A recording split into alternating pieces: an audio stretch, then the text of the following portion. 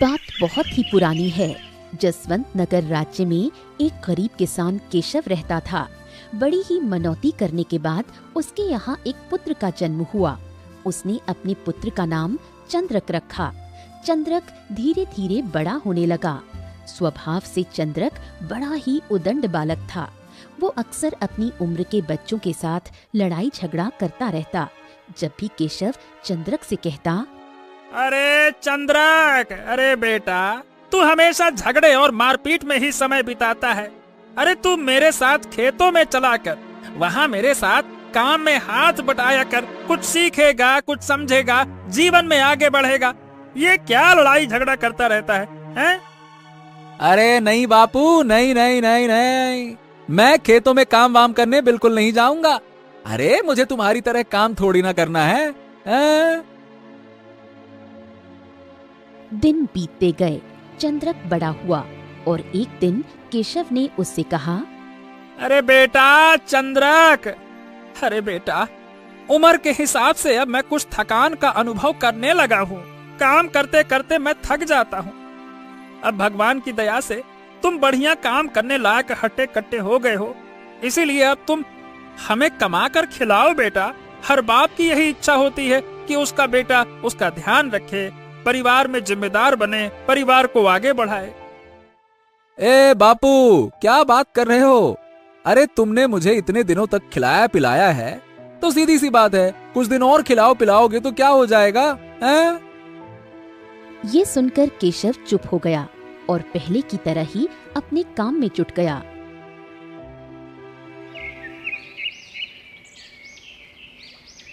कुछ दिनों बाद केशव ने फिर से अपने बेटे से कहा, अरे चंद्रक, अरे बेटा, अब मुझसे पहले जैसा काम नहीं होता। अरे मैं बूढ़ा हो चला हूँ, लगता है कि थोड़े दिन ही जीवित रह पाऊंगा। अरे अरे अरे बापू, अभी क्या इतनी जल्दी पड़ी है? अरे जरा मेरी दाढ़ी मूछे तो निकलने दो।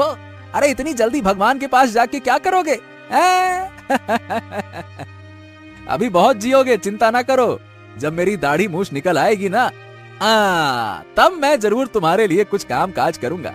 आखिर मेरी भी तो कोई जिम्मेदारी बनेगी कि नहीं बनेगी तब। बाप के समझाने का चंद्रक पर कोई असर नहीं पड़ा। वो अपने साथियों के साथ सारा दिन मटर गश्ती करता रहता। इसी तरह कुछ वर्ष और बीत गए।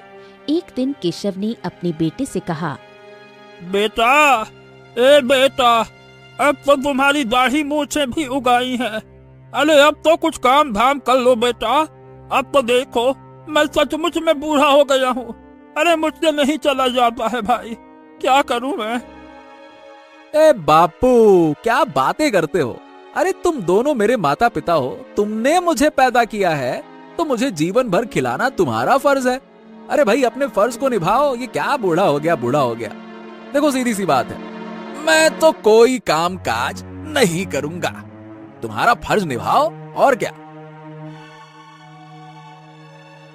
ये कहकर वो झोपड़ी से बाहर निकल गया।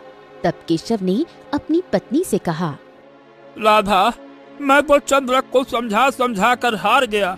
उसे सुधारने का मुझे कोई उपाय नजर नहीं आता। अब क्या करूं? क्या मैं इसी तरह से अपने बुढ़ापे में खेतों में काम करता रहूंगा क्या? आप इस प्रकार से दुखी मत होइए। आप ऐसा कीजिए कि राज दरबार में जाकर चंद्रक के खिलाफ महाराज मालकेतु से शिकायत कर दीजिए। तब महाराज चंद्रक को दरबार में बुलाकर डांट डपट कर उसे सही राह पर ला देंगे। हाँ, शायद तुम ठीक कहती हो राधा, मुझे ऐसा ही करना चाहिए।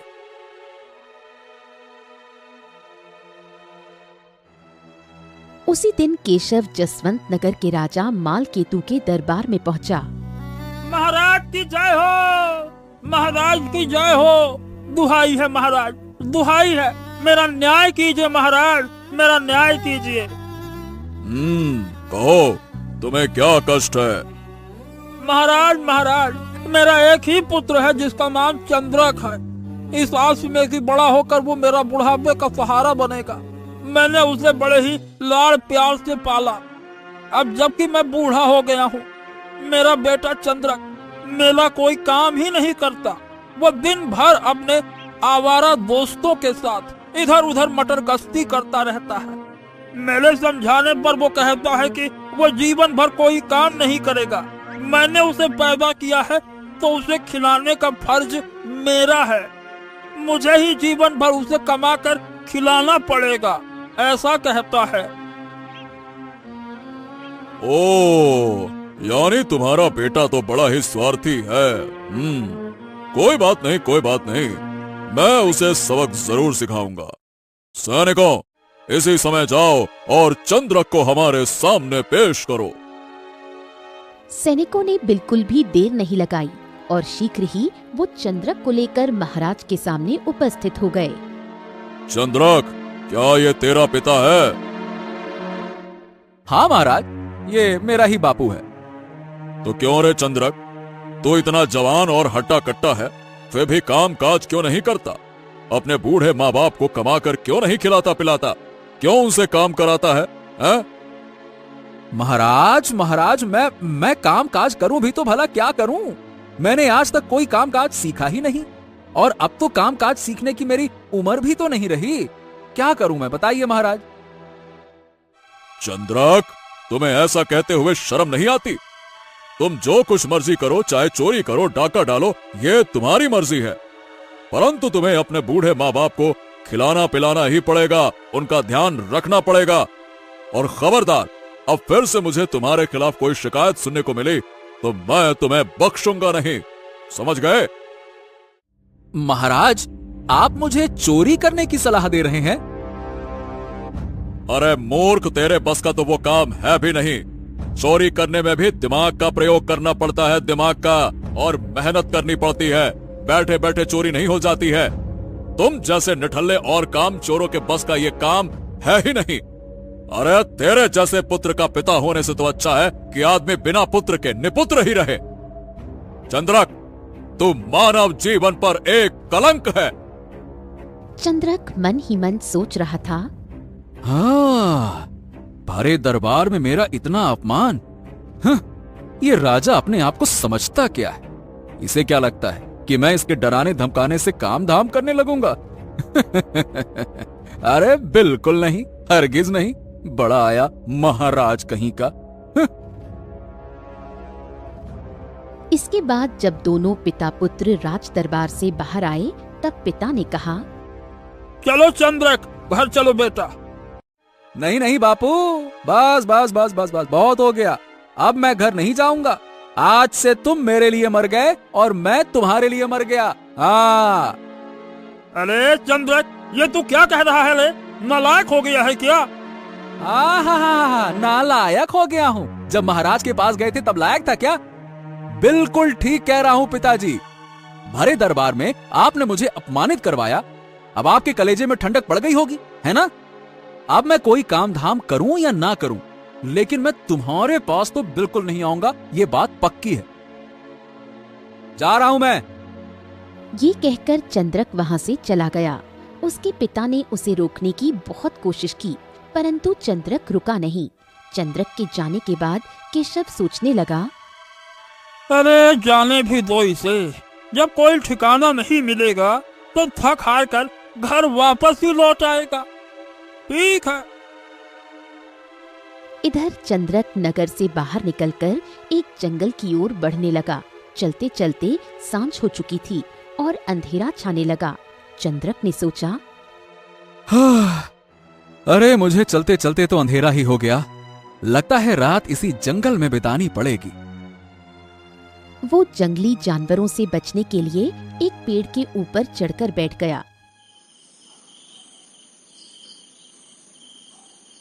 आधी रात बीत चुकी थी। चंद्रक पेड़ की डाल पर बैठा सुस्ता रहा था कि तभी उसे किसी आदमी के बोलने की आवाज सुनाई दी। उसने पेड़ से नीचे झांका तो देखा कि एक आदमी, जिसके सामने हीरे जवाहरात और मोतियों से भरी हुई थैली खुली पड़ी थी, अपनी इस दौलत को देखते हुए कह रहा था, अरे वाह भगवान, वाह वाह वाह वाह। आज तो तूने मुझ पर बड़ी कृपा की है।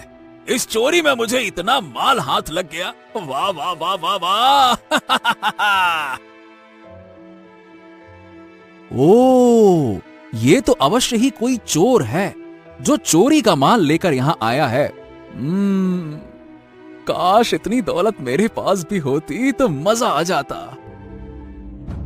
इन्हीं सोच विचार में डूबे हुए चंद्रक का संतुलन अचानक बिगड़ गया और वो फिसलकर उस चोर के सामने आ गिरा। उसे देखते ही चोर ने कहा, अबे, कौन हो तुम? कौन हो? मैं चंद्रक हूँ। इस पेड़ पर इतनी रात को क्या कर रहे थे? हैं? बोलो। बात यह है कि मैं घर से रूठ कर, मतलब घर छोड़कर आ गया हूँ। मैं निकल आया। क्या? घर से रूठ कर आए हो? ए भैया रूठू, क्या हो गया? काहे इतना मुंह फुलाए हो? बताओ, क्या बात हो गई ऐसी? तब चंद्रक ने उस चोर को अपने बारे में विस्तार से बताया। सारी बात जानकर चोर मन ही मन सोचने लगा, हाँ, ये लड़का हट्टा कट्टा है, क्यों ना इसे अपने चोरी के धंधे में शामिल कर लूं। हाँ, चंद्रक, देखो भाई, मेरा नाम है कन्हैया चोर। क्या तुम चोरी का काम सीखना चाहते हो? हाँ चंद्रक, चोरी का काम सीख करके तुम बहुत जल्दी ही ढेर सारी दौलत के मालिक बन जाओगे। फिर चोर बनकर ही तुम राजा माल केतु से अपने अपमान का बदला भी ले सकते हो। क्या कहते हो? बनोगे चोर मेरी तरह, कन्हैया चोर की तरह? बोलो। हाँ, बात तो तुम ठीक कहते हो कन्हैया चोर। मुझे तुम्हारी ये बात स्वीकार है। ठीक है ना, ये हुई ना बात। तो चलो मेरे साथ, मेरे घर नंदीवन में, हम वहीं चलकर रहेंगे। चलो। ठीक है काका, चलो। और फिर दोनों जल्दी ही कन्हैया चोर के घर पर पहुंच गए। घर पहुंचकर कन्हैया चोर ने कहा, चंद्रक, आज से मैं तुम्हें अपना शिष्य स्वीकार करता हूँ और अपने सारे चोरी के गुण तुम्हें सिखाऊंगा। ठीक है? काका, मैं भी आज से आपको अपना गुरु मानता हूँ और वचन देता हूँ कि मन लगाकर चोरी के गुण सीखूंगा और आपकी तरह ही एक महान चोर बनूंगा। शाबाश चंद्रक, शाबाश, बहुत बढ़िया। इस घटना के बाद वो सो गए। दूसरी तरफ चंद्रक के माता पिता बहुत ही परेशान थे। खास तौर पर उसके पिता अब पछता रहे थे कि उन्हें महाराज के पास जाकर शिकायत नहीं करनी चाहिए थी। चंद्रक की माँ सुखिया फूट फूट कर रो रही थी। इधर नंदीवन में कन्हैया चोर चंद्रक को चोरी करने के नए नए तरीके सिखा रहा था। उसने चंद्रक से कहा, हाँ तो चंद्रक, आज मैंने तुम्हें सिखाया कि किस प्रकार चोरी करने के लिए बड़ी बड़ी इमारतों पर रस्सा डालकर अंदर पहुंचा जाता है। समझ गए ना?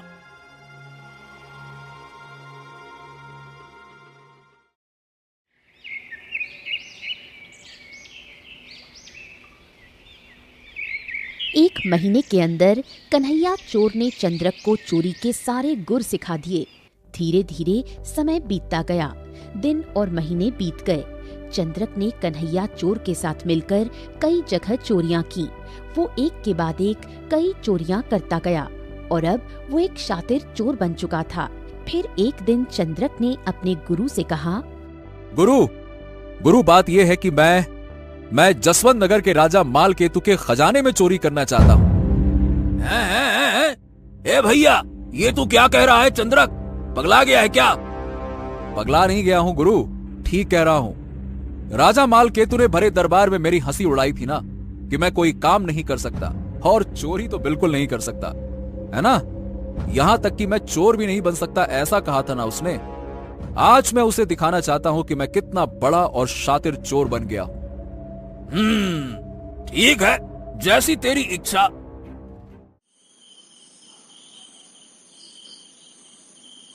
उसी रात गुरु और चेला दोनों ने राजा के खजाने पर हाथ साफ कर दिया। जाते जाते चंद्रक ने राजा के खजाने में एक चिट्ठी छोड़ दी। सुबह होते ही ये खबर राजा माल केतु तक पहुंची। सिपाहियों ने उन्हें वो चिट्ठी भी दिखाई जो चंद्रक ने लिखी थी। उसमें लिखा था, राजा माल केतु, याद कर, एक दिन तूने भरे दरबार में मेरा अपमान किया था कि मैं चोरी करने के योग्य भी नहीं हूँ। आज आंख खोलकर देख ले, मैंने तेरा खजाना चोरी कर लिया है।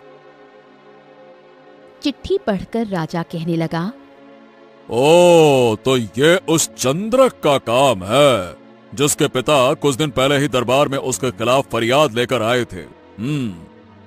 राजा ने तुरंत सैनिकों को आदेश दिया, सैनिकों, केशव किसान के घर जाओ और चंद्रक को पकड़कर हमारे सामने लेकर आओ।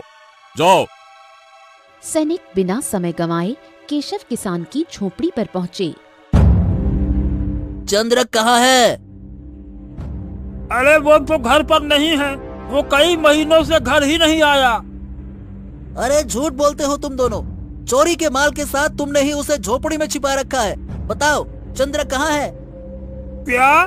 चोरी के माल के साथ? क्या बात कर रहे हो? हाँ, चोरी। उसने राजा के खजाने में चोरी की है, समझे? और अब तो भगवान भी उसे मौत के मुंह से नहीं बचा सकते।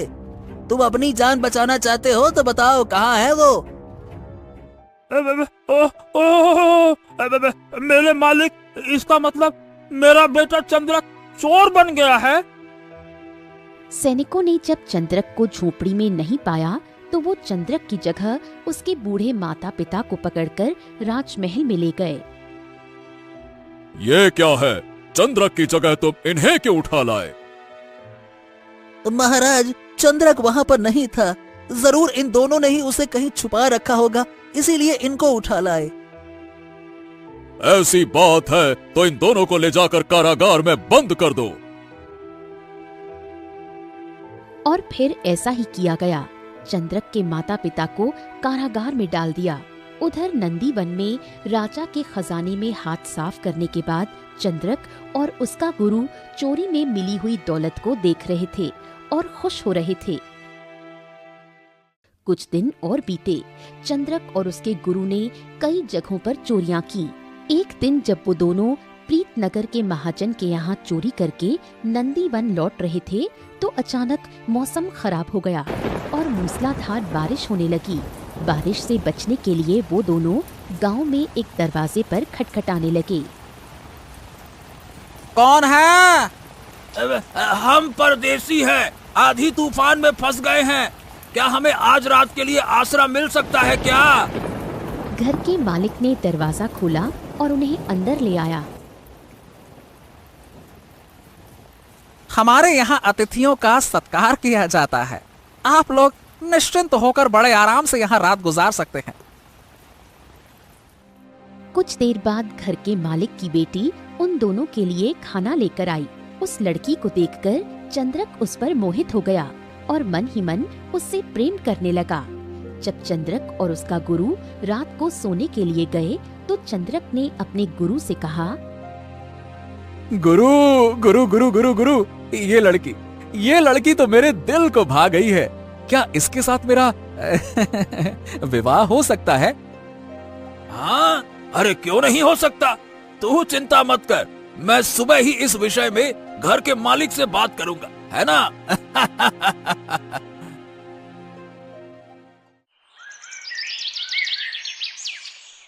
सुबह होने पर कन्हैया चोर ने घर के मालिक से कहा, हाँ, तो मैं आपकी पुत्री के विषय में आपसे कुछ बात करना चाहता हूँ।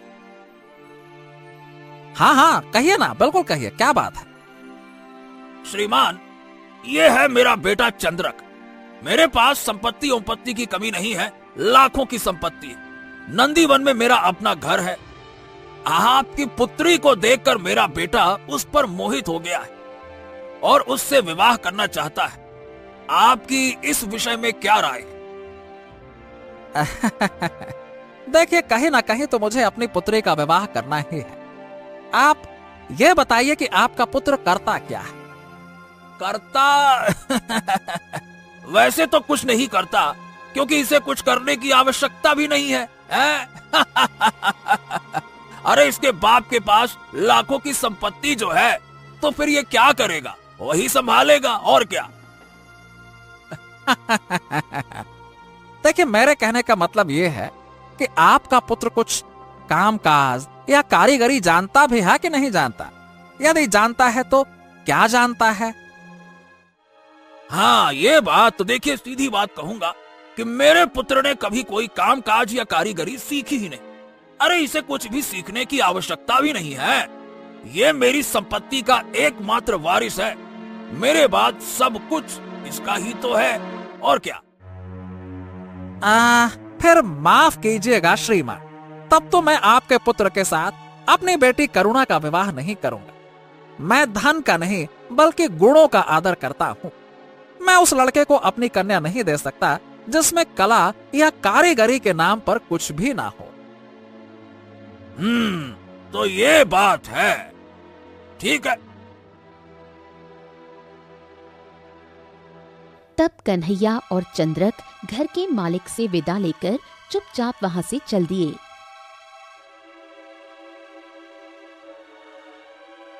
चंद्रक, तुमने सुन ही लिया कि घर का मालिक अपनी पुत्री के विवाह में क्या चाहता है।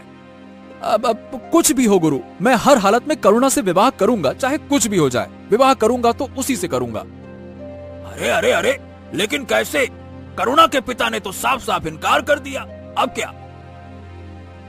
अरे गुरु, मैं किसी रात करुणा के घर पर हमला करूंगा और करुणा को बलपूर्वक अपने साथ ले जाऊंगा। फिर देखता हूँ क्या करता है उसका बाप। हाँ, क्या करता है उसका बाप? ए भैया, ऐसा अनर्थ कभी मत करना चंद्रक।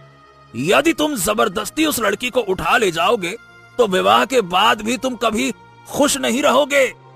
यदि तुम सचमुच ही करुणा से विवाह करना चाहते हो तो चोरी करने के अलावा तुम्हें कोई और कामकाज भी सीखना चाहिए, तभी तुम्हारे विवाह की इच्छा पूरी हो सकेगी, समझे?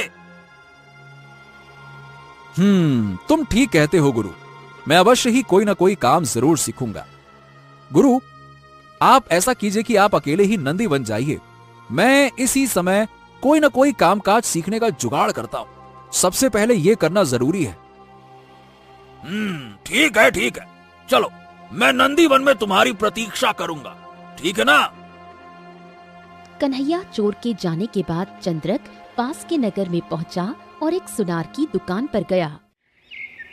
नमस्ते सेठ जी, मैं क्षमा चाहूंगा, मुझे कुछ खरीदना नहीं है। मैं सुनार का धंधा सीखना चाहता हूँ। क्या आप मुझे ये काम सिखाएंगे? हाँ हाँ, क्यों नहीं, बिल्कुल सिखा दूंगा। मैं आपके धंधे को कितने दिनों में सीख सकता हूँ? भले मानस 3 से 4 वर्ष लग सकते हैं। ओह, मैं इतने दिन तो धंधा सीखने में खराब नहीं कर सकता। मुझे 3 से 4 दिनों में ही ये काम सिखा दो आप। हाँ? अरे लगता है तू कोई मूर्ख है। तू मेरा काम नहीं सीख सकता। चल जा यहाँ से, भाग यहाँ से। मेरा समय खराब करने आ गया, भाग। सेठ ने डांट फटकार कर उसे वहाँ से भगा दिया। चंद्रक बहुत ही कम दिनों में कोई न कोई कामकाज या कारीगरी सीख लेना चाहता था, पर काम सीखने के सिलसिले में वो जहाँ जहाँ भी गया उसे यही जवाब मिला।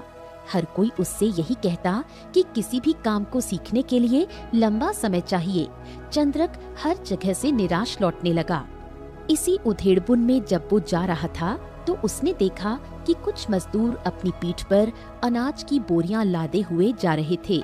उन्हें देखकर चंद्रक सोचने लगा, हाँ, मजदूरी एक ऐसी कला है जो बिना सिखाए ही पल भर में आ सकती है। क्यों ना और काम धंधे छोड़कर मैं मजदूरी करना ही सीख लूं। हाँ। और चंद्रक भी उन मजदूरों के साथ काम में लग गया। शाम होते होते चंद्रक को भी उसकी मजदूरी मिल गई। चंद्रक ने जो पैसे कमाए उन्हें लेकर वो सीधा करुणा के घर पर पहुंचा और उसके पिता से कहने लगा, मैंने आपके कहे के अनुसार मजदूरी करने की कला सीख ली है। ये देखिए, ये पैसे मैंने मजदूरी करके ही कमाए हैं। तो क्या अब आप अपनी पुत्री का विवाह मेरे साथ नहीं करेंगे? हाँ, मुझे खुशी है कि तुमने मेरे कहने पर अमल किया। अब मैं अवश्य ही अपनी बेटी का विवाह तुम्हारे साथ करूंगा। अगले दिन चंद्रक और करुणा का विवाह हो गया। विवाह के बाद ही चंद्रक रोज मजदूरी का काम करने के लिए जाने लगा। तभी चंद्रक के ससुर वहाँ पर आए और कहने लगे, चंद्रक बेटा, यदि मेहनत मजदूरी करना ही है तो किसी दूसरों की क्यों करते हो? अपने खेतों में खुद के लिए मेहनत मजदूरी क्यों नहीं करते? हाँ, आप ये क्या कह रहे हैं पिताजी? समझा नहीं कुछ। अरे बेटा चंद्रक, देखो मुझसे कुछ भी छिपा नहीं है। मैं तुम्हारी असलियत जानता हूं। तुम जसवंतपुर के किसान के बेटे हो। क्या? आप मेरे बारे में इतना सब कुछ कैसे जानते हैं? बेटा, जब पहली बार तुम मेरे घर पर राहगीर बनकर आए थे ना, और तुमने मेरी बेटी का हाथ मांगा था, तब मेरी बेटी को भी तुम बहुत ही पसंद आ गए थे और वो तुमसे विवाह करने को तैयार भी थी। तब तुम्हारे जाते ही मैंने अपने कुछ नौकरों को तुम्हारे पीछे जासूसी करने के लिए लगा दिया।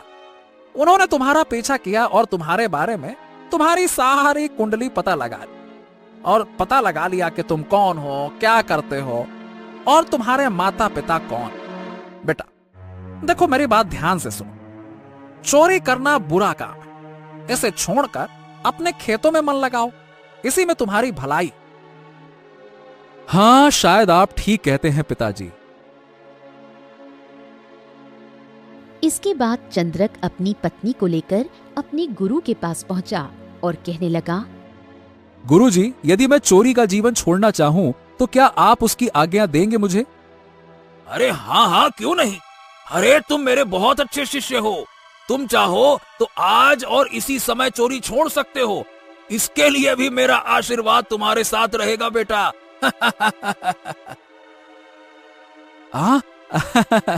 तब गुरुजी मुझे वो धन लौटा दीजिए जो मैंने और आपने राजा मालकेतु के खजाने से चुराया था।